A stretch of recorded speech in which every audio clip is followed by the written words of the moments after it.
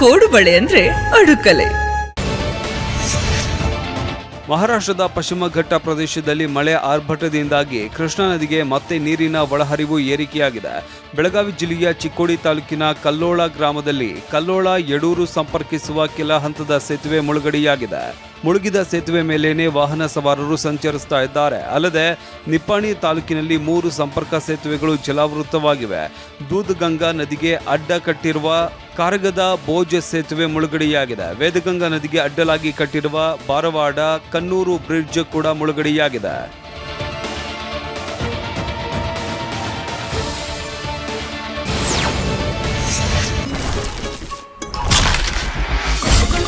ಸಾಂಪ್ರದಾಯಿಕ ರೆಸಿಪಿ, ಮತ್ತಷ್ಟು ಬೇಕೆನಿಸುವ ರುಚಿ. ಕೋಡುಬಳೆ ಅಂದ್ರೆ ಅಡುಕಲೆ. ಮಲೆನಾಡು ಭಾಗದಲ್ಲೂ ಮಳೆರಾಯ ಅಬ್ಬರಿಸಿ ಬೊಬ್ಬರಿತಾ ಇದ್ದಾನೆ. ಭಾರಿ ಮಳೆಯಿಂದಾಗಿ ಶಿವಮೊಗ್ಗ ತಾಲೂಕಿನ ಗಾಜನೂರಿನ ತುಂಗಾ ಜಲಾಶಯ ಭರ್ತಿಯಾಗಿದೆ. 10 ಗೇಟ್ಗಳ ಮೂಲಕ 20,000 ಕ್ಯೂಸೆಕ್ ನೀರು ಹೊರಗಡೆ ಬಿಡಲಾಗ್ತಾ ಇದೆ. ಸಂಪೂರ್ಣ ಬತ್ತಿ ಹೋಗಿದ್ದ ತುಂಗಾ ನದಿಗೆ ಮತ್ತೆ ಜೀವ ಕಳೆ ಬಂದಿದೆ. 3.24 TMC ಸಾಮರ್ಥ್ಯವನ್ನ ತುಂಗಾ ಜಲಾಶಯ ಹೊಂದಿದ್ದು ಅಪಾರ ಪ್ರಮಾಣದ ನೀರು ಹೊರಬಿಡಲಾಗ್ತಿದೆ.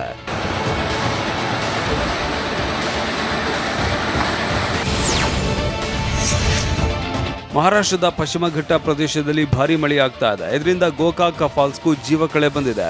ಪಶ್ಚಿಮ ಘಟ್ಟ ಘಟಪ್ರಭಾ ಜಲಾನಯನ ಪ್ರದೇಶದಲ್ಲಿ ಧಾರಾಕಾರ ಮಳೆಯಾಗಿದ್ದು ಘಟಪ್ರಭಾ ನದಿಗೆ ಒಳಹರಿವು ಹೆಚ್ಚಾಗಿದೆ. ಹಾಲ್ನೊರೆಯಂತೆ ನೀರು ಧುಮ್ಮಿಕ್ತಾ ಇದ್ದು ಸೊಬಗು ಕಣ್ತುಂಬಿಕೊಳ್ಳುವುದಕ್ಕೆ ಪ್ರವಾಸಿಗರ ದಂಡೆ ಹರಿದು ಬರ್ತಿದೆ.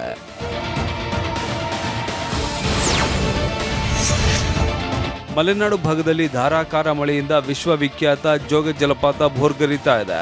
ಬಂಡೆಗಳನ್ನ ಸೀಳಿಕೊಂಡು ನೀರು ಧುಮ್ಮಿಕ್ತಾ ಇರುವ ಮನಮೋಹಕ ದೃಶ್ಯ ಎಲ್ಲರನ್ನೂ ಕೈಬೀಸಿ ಕರೀತಾ ಇದೆ. ಒಂದ್ ಕಡೆ ನೀರು ಧುಮ್ಮಿಕ್ತಾ ಇದ್ರೆ ಮತ್ತೊಂದು ಕಡೆ ಮಂಜಿನ ಹೊದಿಕೆ ಆವರಿಸ್ತಾ ಇದೆ. ವಿಶ್ವವಿಖ್ಯಾತ ಜೋಗ ಜಲಪಾತ ವೀಕ್ಷಣೆಗೆ ಜನ ಲಗ್ಗೆ ಇಡ್ತಾ ಇದ್ದಾರೆ. ಫ್ಯಾಮಿಲಿ ಸಮೇತ ಆಗಮಿಸಿ ಪ್ರಕೃತಿ ಸೌಂದರ್ಯವನ್ನ ಎಂಜಾಯ್ ಮಾಡ್ತಿದ್ದಾರೆ.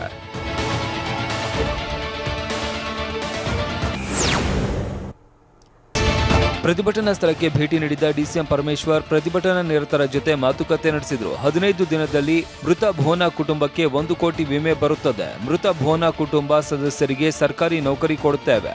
ಚುನಾವಣಾ ಆಯೋಗದಿಂದ 30 ಲಕ್ಷ ಪರಿಹಾರ ಮಂಜೂರಾಗಲಿದೆ ಅಂತ ಭರವಸೆ ನೀಡಿದ್ರು. ಡಿಸಿಎಂ ಸಂಧಾನದ ಬಳಿಕ ಪ್ರತಿಭಟನೆ ವಾಪಸ್ ಪಡೆಯಲಾಯಿತು.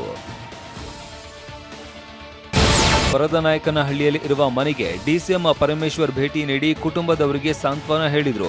ಭೋನಾ ಸಾವಿಗೆ ನ್ಯಾಯ ಒದಗಿಸುವಂತೆ ತಂದೆ ತಾಯಿ ಮನವಿ ಮಾಡಿದ್ರು. ಸರ್ಕಾರದಿಂದ ಸವಲತ್ತು ಒದಗಿಸುವುದಾಗಿ ಭರವಸೆ ನೀಡಿದ್ದಾರೆ. ಸರ್ಕಾರದಿಂದ ಟ್ರಾಫಿಕ್ ಫೈನ್ನಲ್ಲಿ 50% ರಿಯಾಯಿತಿ ನೀಡಲಾಗಿದ್ದು 50% ರಿಯಾಯಿತಿಗೆ ಈ ಬಾರಿಯೂ ಭರ್ಜರಿ ರೆಸ್ಪಾನ್ಸ್ ಸಿಕ್ಕಿದೆ. 16 ದಿನಗಳಲ್ಲಿ 19 ಕೋಟಿಗೂ ಅಧಿಕ ದಂಡ ಪಾವತಿಯಾಗಿದೆ. 6,38,573 ಪ್ರಕರಣಗಳಿಂದ 19 ಕೋಟಿ 13,36,050 ರೂಪಾಯಿ ದಂಡ ಸ್ವೀಕರಿಸಲಾಗಿದೆ. ಜೂನ್ 21ರಿಂದ 50% ರಿಯಾಯಿತಿ ಆರಂಭವಾಗಿದ್ದು ಜೂನ್ 10ರವರೆಗೆ ಅವಕಾಶ ಇರಲಿದೆ.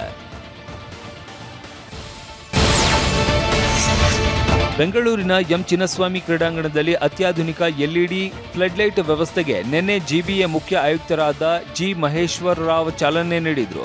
ನಗರ ಪೊಲೀಸ್ ಆಯುಕ್ತ ಸೀಮಂತ್ ಕುಮಾರ್ ಸಿಂಗ್, ಕೆಎಸ್ಸಿಎ ಅಧ್ಯಕ್ಷ ವೆಂಕಟೇಶ ಪ್ರಸಾದ್ ಉಪಸ್ಥಿತರಿದ್ದರು. ಸುಮಾರು 5 ಕೋಟಿ ವೆಚ್ಚದಲ್ಲಿ ಎಲ್ಇಡಿ ಫ್ಲಡ್ಲೈಟ್ ಅಳವಡಿಕೆ ಮಾಡಲಾಗಿದೆ. 40% ವಿದ್ಯುತ್ ಉಳಿತಾಯ ಮಾಡುವ ಪರಿಸರ ಸ್ನೇಹಿ ಎಲ್ಇಡಿ ವ್ಯವಸ್ಥೆ ಇದಾಗಿದೆ.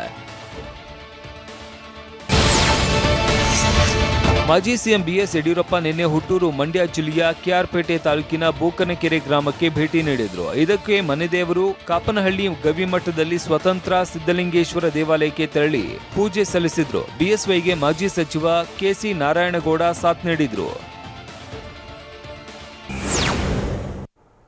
ಕೋಡುಬಳೆ ಅಂದ್ರೆ ಅಡುಕಲೆ.